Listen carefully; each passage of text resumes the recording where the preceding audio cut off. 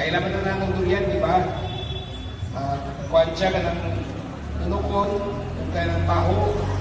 Pero kanang kuwan magod ka ng rason na inana siya, importante kayo na kay kung wala ka ng tilaw durian, kay isa mong tilaw ka kasi ikaw kuwan mo silas anong tutasan na. So, mo na mura tinatawag na sa business pa, unique value proposition.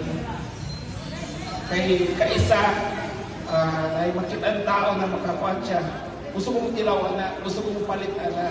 So ikaw, dali ka makapaligya siya ha. So nalang na sa inyo magdaog. Kung pangit yung durian, adik din ako balik. Actually, mo na naitabo sa tuwa karon.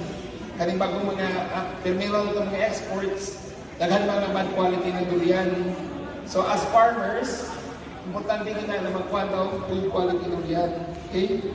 So, importante din as farmers. So, based naman sa mga nutrition, asking kayo siya nutrients.